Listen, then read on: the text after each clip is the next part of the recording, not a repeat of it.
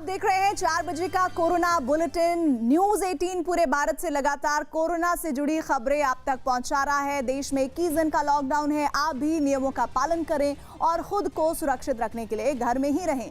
News 18 India हर घंटे corona bulletin भी आप तक पहुंचा रहा है। इस बीच खबर ये कि कोरोना के मुद्दे पर पीएम मोदी ने आज सभी राज्यों के मुख्यमंत्रियों के साथ वीडियो कॉन्फ्रेंसिंग की। वीडियो कॉन्फ्रेंसिंग में पीएम मोदी ने कहा कि लॉकडाउन खत्म होने के बाद एक साथ भीड़ सड़कों पर नजर न आए। इसके लिए सभी राज्यों को मिलकर रणनीति बनाने की जरूरत है। पीएम मोदी ने इस मुद्दे पर सभी राज्यों से सुझाव भी मांगे। इस दौरान पीएम मोदी ने कोरोना से मुकाबले के लिए एक बार फिर सोशल डिस्टेंसिंग की अहमियत पर जोर दिया। वीडियो कॉन्फ्रेंसिंग के दौरान केंद्रीय स्वास्थ्य सचिव ने सभी राज्यों को लगातार बढ़ रहे कोरोना के मामले को लेकर आगाह भी किया। पीएम मोदी और मुख्यमंत्री की बातचीत में तबलीगी जमात के कार्यक्रम के बाद कोरोना के मामले बढ़ने और राज्य में उनसे निपटने की तैयारियों पर भी चर्चा हुई। कोरोना वायरस ने हमारी आस्था, हमारी परंपरा, हमारे विश्वास, हमारी विचारधारा, इन सभी पर हमला बोला है। इसलिए हमें अपनी आस्था, हमारे पंथ, हमारी विचारधारा को बचाने के लिए सबसे पहले कोरोना वायरस को परास्त करना पड़ेगा। आज आवश्यकता है कि सभी मत, पंथ, विचारधारा के लोग एकजुट होकर कोरोना महामारी को पराजित करें। मेरा आग्रह है कि राज्य स्तर पर आप समाज के गणमान्य व्यक्तियों, सभी संप्रदायों के धर्मगुरुओं, उनकी मीटिंग बुलाकर उनसे आग्रह करें कि वो अपने अपने अनुयायियों को, अपने मतपथ के लोगों को, अपनी विचारधारा के लोगों को इस लड़ाई में भागीदार बनने के लिए, सहयोग करने के लिए समझाएं, उसका नेतृत्व करें। और इस काम के लिए राज्य स्तर पर, जिला स्तर पर, शहर स्तर पर, ब्लॉक स्तर पर, इतना ही नहीं, थाने स्तर पर ऐसे समाज के धर्मगुरुओं की मीटिंगें तत्काल कर लेनी चाहिए। न्यूज रूम से हमारे साथ हमारे सहयोगी अमिताभ जुड़े हुए हैं। अमिताभ, प्रधानमंत्री ने इस बात को तो स्पष्ट कर दिया कि 21 दिन का लॉकडाउन खत्म होगा, लेकिन लॉकडाउन के बाद भी एक अनकहा लॉकडाउन होगा जिसका पालन राज्यों को करवाना होगा। देखिए, सबसे बड़ी चिंता भी प्रधानमंत्री और सरकार के पास क्या है कि कोरोना दूसरे फेज से तीसरे फेज न फैले। तीसरा फेज माने मतलब कम्युनिटी में संक्रमण। ये संक्रमण होता है शहरों में, कस्बों में, ब्लॉक, गांव के स्तर पर।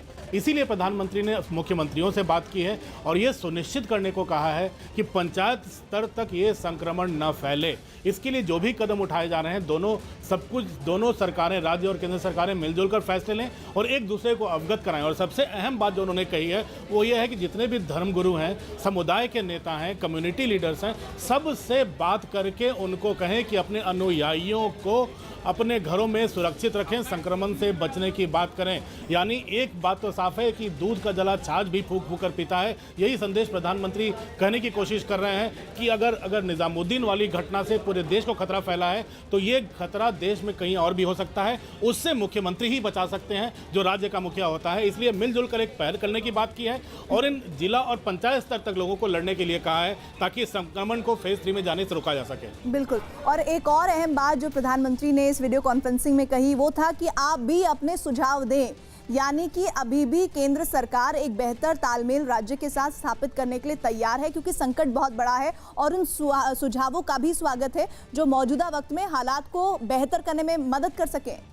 देखिए, सुझाव लगातार प्रधानमंत्री ले रहे हैं। आपने देखा होगा पहले दिन से जब से ग्रुप ऑफ मिनिस्टर्स बना है, प्रधानमंत्री लगातार सक्रिय हैं और जितने भी स्टेक होल्डर्स हैं उनसे एक के बाद एक बात कर रहे हैं और बार बार बात कर रहे हैं ताकि कहीं भी कोई चूक हो व्यवस्था में, ताकि कोई भी कहीं भी शिथिलता नजर आए किसी काम को आगे बढ़ाने में, वहाँ पे सब लोग एकजुट होकर साथ काम करें। साथ काम करेंगे तभी आगे पहल होगी। और इसी संदर्भ में मुख्यमंत्रियों से लेकर तमाम लोगों से उनकी बातचीत चल रही है और प्रधानमंत्री, सेंटर, केंद्र और राज्य सरकारें मिलकर काम करेंगी। प्रधानमंत्री जानते हैं तो इस संकट से पार पाना, संक्रमण को दूर रखने में कोई मुश्किल नहीं आएगी, क्योंकि दोनों सब अगर एक प्लेटफॉर्म पर रहें, एक सोच के रहें तो मुश्किल नहीं आएगी इस लड़ाई में।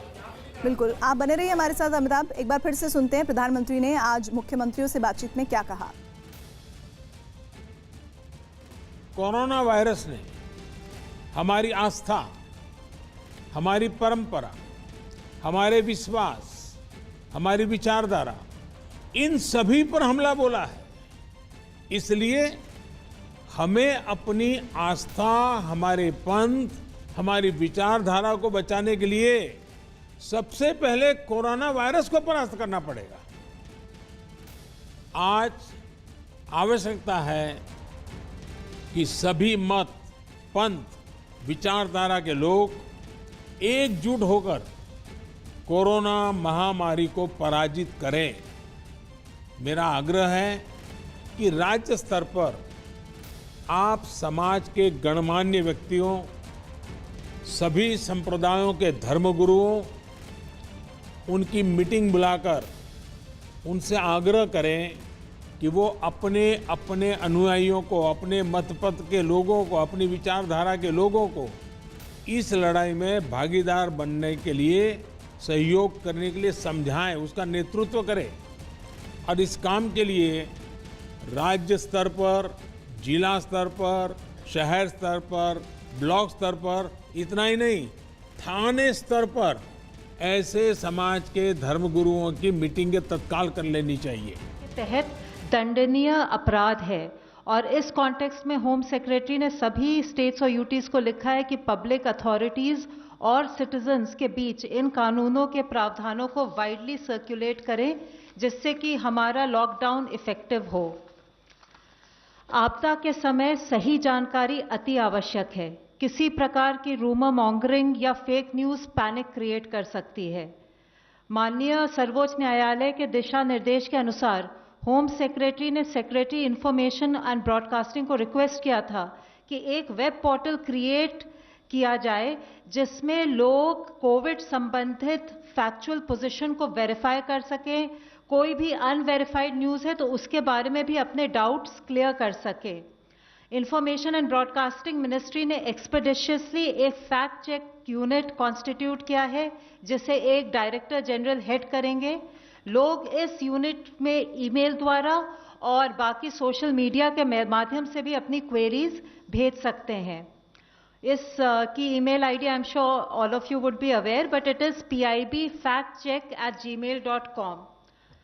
होम सेक्रेटरी ने सभी चीफ सेक्रेटरीज को भी रिक्वेस्ट किया है कि वे एक ऐसा मैकेनिज्म स्टेट लेवल पे भी इस्टेब्लिश करें जिससे कि स्टेट से रिलेटेड जो लोगों के डाउट्स हैं या क्वेरीज है वो रिजॉल्व की जाए। आपको तबलीगी जमात वर्कर्स के बारे में भी थोड़ा सा अपडेट देना चाहूँगी। स्टेट्स और यूटीज़ के साथ मिलकर के होम मिनिस्ट्री ने एक मैसिव एफर्ट लॉन्च किया था और टीजे वर्कर्स और उनके प्राइमरी कॉन्टैक्ट्स करीब 9,000 ऐसे लोगों को आइडेंटिफाई किया गया है और क्वारंटाइन में प्लेस किया गया है। इन 9,000 लोगों में से करीब 1,306 लोग फॉरेनर्स हैं और बाकी इंडियंस हैं और इस पे संपूर्ण रूप से कार्यवाही चल रही है।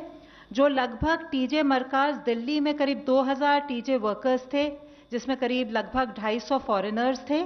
उनमें से 1,804 टीजे वर्कर्स को क्वारंटाइन सेंटर्स में शिफ्ट कर दिया गया है और जो 334 लोग सिम्प्टोमेटिक पाए गए थे उनको हॉस्पिटलाइज कर दिया गया है। धन्यवाद। Health ministry spokesperson.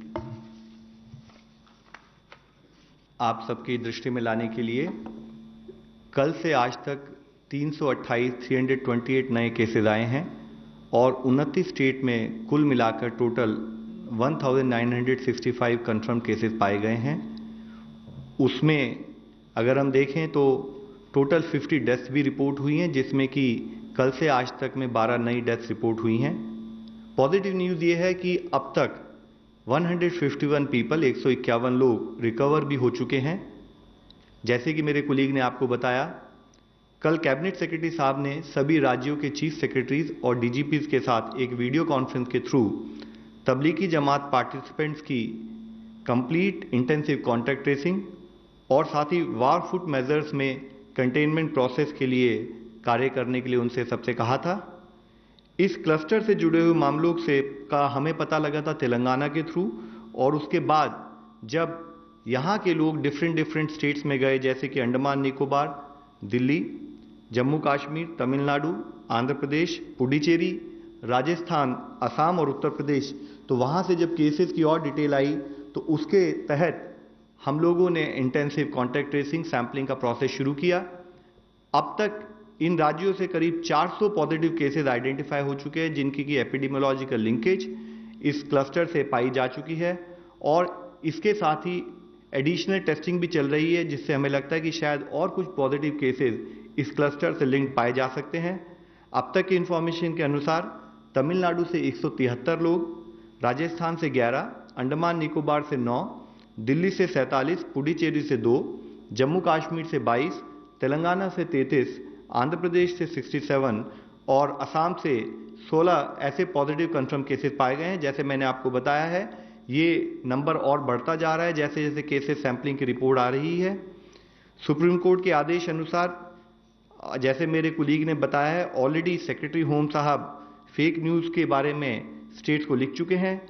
उसी के तहत सुप्रीम कोर्ट के उन्हीं आदेश अनुसार टेक्निकल डिटेल्स, ताकि सही सूचना लोगों को मिल सके, उससे संबंधित हम लोगों ने भी एक जॉइंट सेक्रेटरी और एम्स के डॉक्टर से मिलते हुए एक ग्रुप बनाया है, एक ईमेल आईडी क्रिएट की है जिसका एड्रेस है technicalquery.covid19@gov.in, जिस पर कि लोग अपने टेक्निकल डाउट जो हैं उसके बारे में गाइडेंस ले सकते हैं। और उसके तहत ही सुबह की इंफॉर्मेशन के हिसाब से करीब 900 लोगों ने उसमें ईमेल्स भी लिखी है, जिसका अब हम एनालाइज करके उनको सही गाइडेंस प्रोवाइड कर रहे हैं। इसके साथ ही एक और गाइडलाइन पर्टिकुलरली, जैसे कि आप सबको अवगत है कि किडनी केसेस के रिलेटेड एक कोमॉर्बिड कंडीशन देखी गई है, तो किडनी केसेस में जो लोग डायलिसिस कर रहे हैं उनको क्या प्रिकॉशंस लेनी है, उनको क्या गाइडेंस फॉलो करनी है, उससे संबंधित गाइडलाइंस भी हम लोगों ने बनाते हुए अपनी वेबसाइट पर उन पेशेंट्स की गाइडेंस के लिए जारी कर दी है।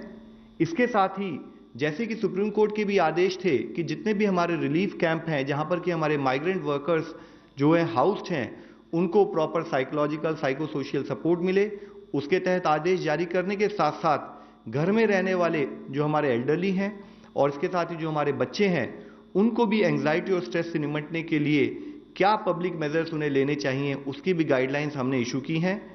इसके साथ ही जब हम ये सब लॉकडाउन से रिलेटेड एक्सरसाइज कर रहे हैं तो उसके अंतर्गत इसेंशियल कमोडिटीज की सप्लाई के तहत फूड कॉरपोरेशन ऑफ इंडिया ने 24 मार्च से लेकर अब तक 352 रेक्स, जिसमें कि 9.86 lakh metric tonne of food grain rice और वीट को ट्रांसपोर्ट किया है देश व्याप तक। और इसके साथ ही फूड कॉरपोरेशन ऑफ इंडिया ने नेशनल फूड सिक्योरिटी एक्ट के तहत 5 किलो प्रति मंथ प्रति बेनिफिशियरी जो हमें राशन देना होता है, उसके लिए फूड कॉरपोरेशन पूरी तरह से प्रिपेयर्ड है। इसके साथ ही आने वाले 3 महीनों के लिए, जैसे कि माननीय प्रधानमंत्री जी ने अनाउंस किया था कि प्राइम मिनिस्टर गरीब कल्याण अन्न योजना के तहत 81.35 करोड़ लोगों के लिए भी 5 kg पर मंथ पर बेनिफिशियरी की अतिरिक्त मांग को पूरी करने के लिए फूड कॉरपोरेशन पूरी तरह से तैयार है। माननीय प्रधानमंत्री जी ने आज देश के सभी मुख्यमंत्रियों के साथ एक वीडियो कॉन्फ्रेंस के जरिए बातचीत की। उन्होंने राज्यों को कोविड-19 की रोकथाम के लिए कुछ सुझाव भी दिए। उन्होंने राज्यों को जिलों के स्तर पर क्राइसिस मैनेजमेंट के प्रोसेस के रूप में कार्य करने को कहा। उन्होंने राज्यों से कहा कि अब हमारा फोकस टेस्टिंग, आइसोलेशन और क्वारंटाइन फैसिलिटीज पर रहे। राज्यों से उन्होंने हेल्थ केयर ह्यूमन रिसोर्स को अपग्रेड करने के लिए फ्रंटलाइन वर्कर की ऑनलाइन ट्रेनिंग और इसके साथ ही रिटायर्ड जो हमारे हेल्थ वर्कर्स हैं, चाहे वो गवर्नमेंट सेक्टर से हों चाहे वो प्राइवेट सेक्टर से हों, और हमारे जो पब्लिक स्पिरिटेड लोग होते हैं, जो हमारे कम्युनिटी बेस्ड ऑर्गेनाइजेशंस हैं, एनजीओज हैं, हमारे एनएसएस के वॉलंटियर्स हैं, एनसीसी के जो वॉलंटियर्स हैं, उनको भी इन्वॉल्व करके हर तरीके से एक फोर्स बनाई जाए फील्ड स्थाई पर, उसके लिए भी उन्होंने स्टेट से अनुरोध किया है। राज्यों ने बताया कि लॉकडाउन से संबंधित सोशल डिस्टेंसिंग मेजर्स और एनहांस सर्वेलेंस राज्यों में एक बड़े फोकस्ड वे में कार्य हो रहा है और विशेष रूप से माइग्रेंट वर्कर्स और जो इंटरनेशनल पैसेंजर्स हैं उनका प्रॉपर फॉलोअप, उनकी सर्वेलेंस और उनकी कॉन्टैक्ट ट्रेसिंग का कार्य बड़ी एक पकड़बंदी की तरीके से काम कर रहा है। राज्यों ने यह भी कहा है कि वह जैसे कि आदेश दिए गए हैं वो सुनिश्चित कर रहे हैं कि रिलीफ कैंप्स में साइको सोशल सपोर्ट भी हो और इसेंशियल सप्लाईज प्रॉपर तरीके से सारे स्थाई पर उनको उसको प्रोवाइड किया जाए, उसके लिए राज्य लेवल पर काम चल रहा है। राज्यों से इसके साथ ही dedicated covid hospitals, ICU beds, quarantine facilities, ventilators और पर्सनल प्रोटेक्शन इक्विपमेंट के विषय पे भी डिटेल चर्चा आज हुई है। माननीय प्रधानमंत्री जी ने सभी राज्यों से एक चीज कही जो मैं आप सबको अवगत करना चाहूंगा। उन्होंने कहा कि चाहे हम वीडियो कॉन्फ्रेंस के द्वारा अलग अलग बात कर रहे हैं, लेकिन सामूहिकता ही हमारी शक्ति है। उन्होंने ये कहा कि जिस तरह से ये केसेस अभी रिपोर्ट हो रहे हैं, उससे हमें मानना चाहिए कि इस महामारी से हमारी लड़ाई का जो युद्ध है वो अभी शुरू ही हुआ है और देश का हर नागरिक, हर गवर्नमेंट एम्प्लॉय एक सैनिक के रूप में अलर्ट रहते हुए इस लड़ाई को उसने लड़ना है। मानव जाति के इतिहास में आज तक ऐसा पूरा वर्ल्ड वाइड ऐसा संकट कभी देखा नहीं गया है और इस लड़ाई में हमें सभी का सपोर्ट आना चाहिए। उन्होंने ये भी कहा कि शांति, एकता, सद्भावना और कानूनी व्यवस्था बनाए रखना अति आवश्यक है। इसके साथ ही उन्होंने कहा कि आज जरूरत है कि सभी विचारधारा, सभी आस्था के संबंधित लोग एक साथ जुटकर, मिलजुल कर इस लड़ाई को लड़ें। सभी धर्मों के जो लोग हैं वो मिलकर बैठें और अपने अनुयायियों को इस लड़ाई से बचने के लिए, इस लड़ाई से जीतने के लिए सोशल डिस्टेंसिंग से संबंधित नियमों का पालन करने को कहें। उन्होंने कहा कि हमारी प्राथमिकता है कि चेन ऑफ ट्रांसमिशन टूटे और साथ ही जो ये 21 दिन का जो आइसोलेशन की जो हमारी तपस्या है, हम कोई भी ऐसा कार्य न करें कि जिससे हमें इस तपस्या का फल ना मिले। हमें कलेक्टिवली इस लड़ाई से यशस्वी होकर बाहर निकलना है। And in the end I would like to just reiterate and request कि let us collectively take this battle and deliver on the vision of Honorable Prime Minister and our collective mission to win this war. Thank you. धन्यवाद। सबसे पहले online question. Mumbai Dharavi, we will provide you the figures later. Please just let's read the question. Mumbai Dharavi slum में एक corona positive व्यक्ति की मौत हुई है। उसके बाद एरिया को सील किया गया है, जिनमें 300 फ्लैट्स और 90 शॉप्स हैं। क्या उन सब की जांच होगी? सैंपल लेने का काम कब शुरू होगा? क्या ये कम्युनिटी ट्रांसफॉर्म है? देखिए, जैसे आप सबको भी अवगत होगा कि मुंबई के धारावी बेल्ट में एक पॉजिटिव केस पाया गया, जो which also there is also reported death also. वहाँ पर 300 फ्लैट्स हैं, 90 शॉप्स हैं आसपास। उस बिल्डिंग को सील किया जा चुका है। उस पर्टिकुलर जो कॉलोनी है उसमें फैमिली मेंबर और जो बिल्डिंग के जितने रेजिडेंट हैं उनका सैंपल कलेक्शन चल रहा है और प्रोटोकॉल के हिसाब से कॉन्टैक्ट ट्रेसिंग का काम भी शुरू हो गया है। स्टेट गवर्नमेंट की तरफ से 4000 हेल्थ वर्कर्स ट्रेसिंग और टेस्टिंग से रिलेटेड कार्यों में भी जुड़े हुए हैं और जो हमारा प्रोटोकॉल है उसके हिसाब से उस पर्टिकुलर केस में भी एक्शन लिया जा रहा है। नीरज, न्यूज़ 18। सर, जो पोटेंशियल हॉट स्पॉट्स हैं और जो हॉट स्पॉट्स हैं उनकी संख्या 20 और 22 के आसपास है। क्या कहाँ कहाँ है, कोई लिस्ट आपकी तरफ से दी जा सकती है? और दूसरा सवाल मैम से है, जो तबलीगी जमात के लोग हैं उनमें से जो फॉरेनर्स हैं उनमें कितने लोग ऐसे पाए गए हैं जिन्होंने वीज़ा नियमों का उल्लंघन किया है? जैसे हॉटस्पॉट्स के बारे में सर मैंने आपको इससे पहले भी बताया है कि हॉटस्पॉट हमारी अंडरस्टैंडिंग ये है कि जहाँ पर भी कोई केस पाया जाता है वो हमारे लिए, वो एरिया हमारे लिए हॉटस्पॉट बन जाता है और उस पर हम कंटेनमेंट मेजर्स अपने प्रोटोकॉल के हिसाब से लेते हैं। और उसी के साथ ही अगर उस पर्टिकुलर एरिया में नॉट ओनली सिंगल केस, अगर उससे रिलेटेड और कलेक्टिव केसेस पाए जाते हैं तो टू दैट एक्सटेंट हमारा इंटरवेंशन उस एरिया में बढ़ जाता है। इस कंटेक्स्ट में मैं आपसे ये कहना चाहूँगा कि जैसे आपको कोई बता रहे हैं कि 20 हॉटस्पॉट्स हैं या 40 हॉटस्पॉट्स हैं, ये फिगर इतनी वाइडली वेरिंग है कि जिस तरीके से अगर हमारे केसेस किसी एरिया में बढ़ते जा रहे हैं उसी तरीके से हम लोगों का intensive action as well as number of hotspots change हो जाते हैं। Another online question. Can COVID spread through grocery and vegetable packets? So just let me explain. See, basically जैसे आप सबको मालूम है कि हम कहते हैं कि कोई भी जर्म्स, जब भी हम कभी सब्जी भी लेने जाएं, कभी मार्केट जाएं, तो किसी भी सरफेस पर कोई भी जर्म हो तो उससे रिलेटेड हमें सबसे पहले कार्य क्या करना चाहिए कि जो भी सब्जी हम लाएं उसको ढंग से धोएं, अच्छे ढंग से धोते हुए उसको बॉईल करके उसको तरीके से खाएं।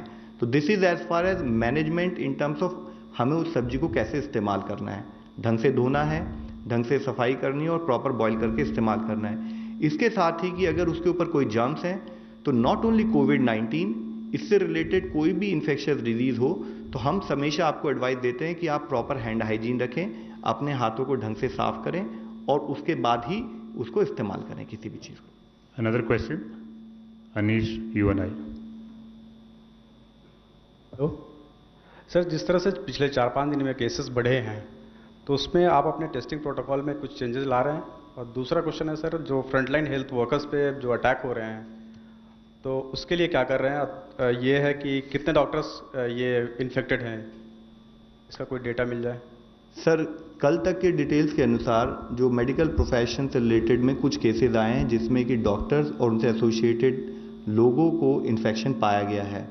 उसमें मेजॉरिटी ऑफ द केसेस, जैसे मैंने आपको पहले भी बताया है, उसमें मेजॉरिटी ऑफ द केसेस उस तरीके से हैं कि जिसमें एक डॉक्टर इन्फेक्टेड थे जो मेडिकल ड्यूटी पर ना होते हुए भी उन्होंने अपने रिलेटेड लोगों को इन्फेक्ट किया है। लेकिन इसके साथ ही, जैसे इससे पहले आपने पूछा था, कुछ केसेस ऐसे भी आए हैं जो कि अगर उन्होंने ड्यूटी पे होते भी बहुत लिमिटेड केसेस हैं जो उन्होंने इन्फेक्ट किया है।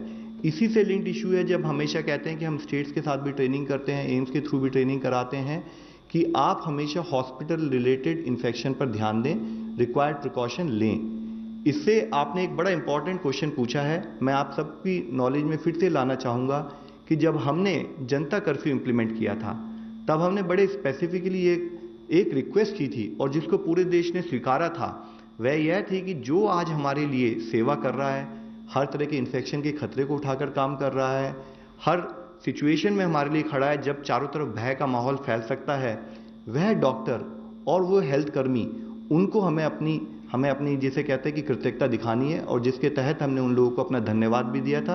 अगर उसके अगेंस्ट, उस प्रिंसिपल के अगेंस्ट देश में कहीं पर भी कोई एक्शन होता है, कहीं पर भी कोई किसी भी जो हेल्थ कर्मी उसके साथ दुर्बर्ताव होता है, तो यह बहुत ही सोचनीय विषय है। हमें सबसे रिक्वेस्ट करनी है कि कोई भी ऐसा कार्य न करें।